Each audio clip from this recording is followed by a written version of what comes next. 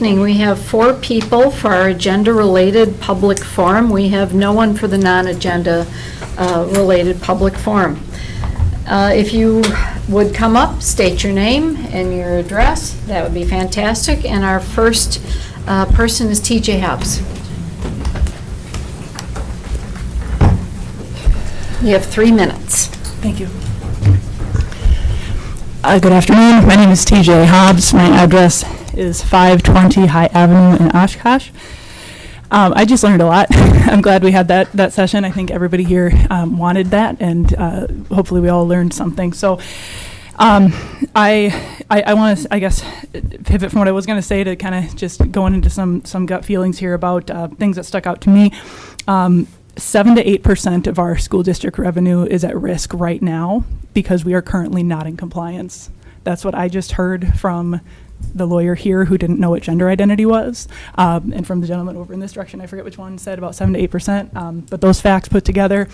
I also am hearing a lot from folks that it has never happened before, that we've lost funding from a Title IX violation. I don't have the history in front of me, forgive me. I don't think we've ever been this in violation of a Title IX compliance as we are currently. There's 22 schools in the district. There are 3 that we all know, the 2 Traeger schools and the West School, that are not affected by this, but the remaining 19 are out of compliance right now.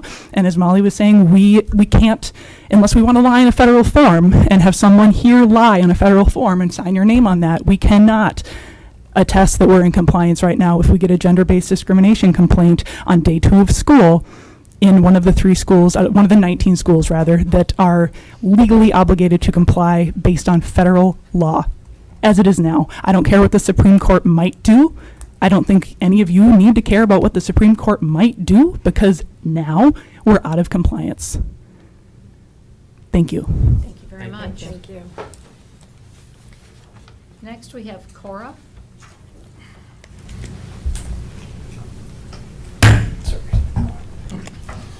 Hello, my name is Corrinne. I'm at 3325 Logan Drive, here in Oshkosh. And I'm the director of Oshkosh Pride. And I have a few questions for you, the board. We've spent an hour talking about this, and I've seen a lot of, so let me ask you, I have several questions. So we spent an hour talking about this. You have a teacher shortage, correct? Is there a teacher shortage? Open positions in the district? We have some open positions. You have some open positions? Mm-hmm. Okay.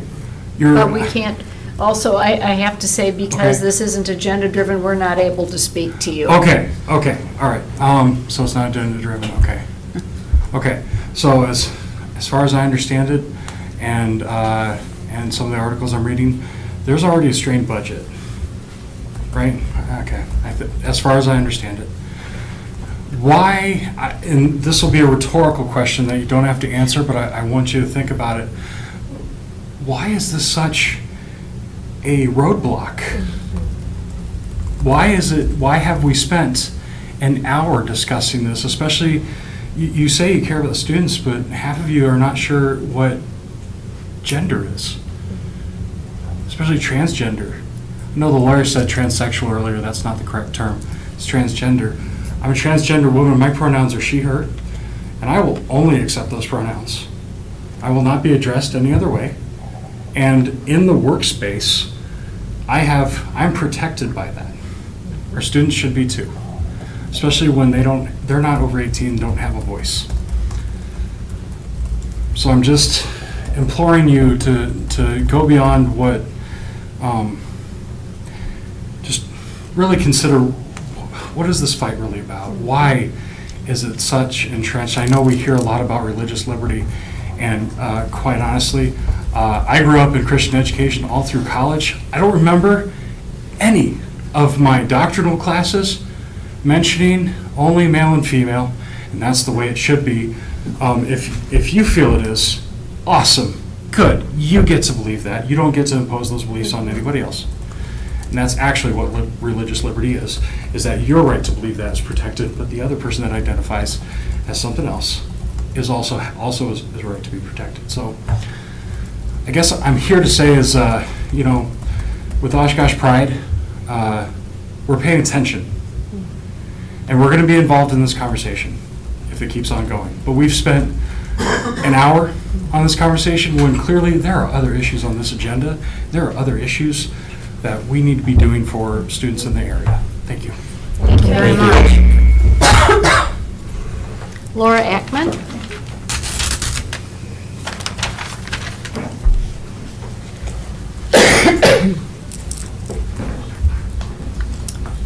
Laura Ackman, Chapter Chair for the Moms for Liberty, Winnebago County.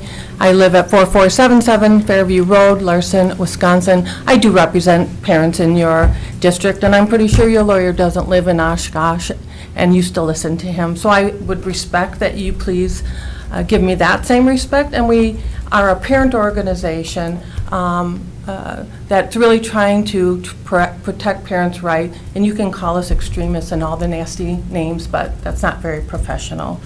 I would like to address this group because I think we should spend more than an hour because this is a significant change. The old Title IX-2 was 2 paragraphs, and it was meant to protect girls and women in sports and education. The new policy, the new regulations are 1,500 pages. Do you know what's in those 1,500 pages? Because if you haven't read it, then you don't understand it. And I thought your lawyer actually did a fairly good job of articulating all the finer points of what's going on. There's a lot of lawsuits out there, and until those are all run through the court system, there are risks on both sides. No one's going to deny that. Moms for Liberty wants all children protected. You currently have, your current policy protects all the transgenders, the males, the females. It protects bullying, any type of discrimination. There's not anything that's not covered in your old policy, so there's really a low risk of that. What the risk is with the new policy is it does potentially, in some instances, put the transgender student above the girls. That's what the argument is around changing Title IX from being protecting girls to now including the transgender population. Not that they shouldn't be, but there are other policies to protect them. If a transgender person wants to go into the opposite bathroom under this law, you must let them. If a girl complains because they're not comfortable with a male naked in their locker room, she has no recourse under this new policy. And if you read the lawsuit, which I did send to this board, it clearly states from the judge that he didn't agree with the commentary from the plaintiffs. They said if a transgender child wants to use the opposite bathroom, you must let them. But if a girl is offended by that, she can go use a separate bathroom. You cannot ask the transgender person to go use a separate bathroom. How is that fair? You have girls. If they're offended and there's a naked man in their locker room, you're going to say that's okay, that they should go to a different bathroom? How many girls do you have in this school district? How many transgender do you have in this? Isn't there a different solution to that problem? That's at the heart of this. Your old policy, because this has come up in several other school districts, you are in compliance of state law 118.13 and the federal statute PI 901. Your current policy is both state and federally compliant. Laura, if you could Thank finish you. up. Oh, thank you. Wow, that was great timing. Thank you very much. Thank you. And our final speaker this evening is Josh Bianola. Yeah, that's me. Yeah, I'm one of those extremists. I'm one of the Moms for Liberty members on Facebook. Yep, I think it's absolutely ridiculous that anybody's even considering. Could you state your address, please? My name is Josh Vianola. I live at 933 West 9th Ave. Sorry, I've been a little chat for a while here. Yeah, I think it's absolutely ridiculous that you guys are even considering letting bathrooms and locker rooms being co-ed. I don't care how they identify or whatever kind of delusion people live in, whatever kind of mental disease that they have. Boys are boys and girls are girls. It's simple and basic. It's always been that way, and that's why we have separate bathrooms. I'm not going to allow my girls or my boys to shower with the opposite sex because I don't want them fondled or tainted by one of these deranged people sexually. And that's what lingers in these groups of homosexuality and transgenderism is sexually explicit ideology. My daughter goes to Franklin. She brought home books about how it's okay that two parents are gay in a household, and it's okay for boys to be girls and girls to be boys. What kind of delusion are you guys living in? Are people really retarded? We're still having these talks? Like, what is going on here? Like, We don't use that word. no, it's a word. I can use that if I want. Yes, I can. And, yeah, I can't believe people are so open-minded. Their brains have literally fell out. Does nobody know why we had opposite sport teams and opposite bathrooms for boys and girls? To protect both sexes from one another? If they want to play some delusional game and we have to allow it, then they should have their own bathroom and their own support, their own sports. It's as simple as that. You know, they shouldn't be allowed to women to come and shower in the boys' locker room. I don't want one of these succubuses coming in there spoiling my young gentlemen. Okay. You know? Okay, we crossed Hey, the what? line. It's a word. I can use it if I want. Yeah. No. Yeah, I can. Not Yeah. here. Sorry. Yeah. Okay, or what? Yeah.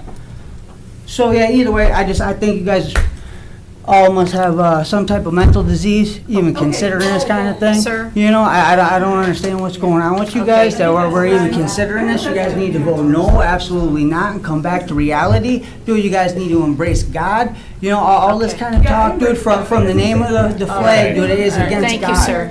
Okay? Thank you. Yeah, okay, thank you. Thank you. Yeah, well, I can use whatever word I want. It's in my Okay. big old dictionary, this thick. I'll get Yeah. whatever I want in there. Okay. Okay. That's all we have for gender-related public forum this evening. Next, we're moving on to workshops.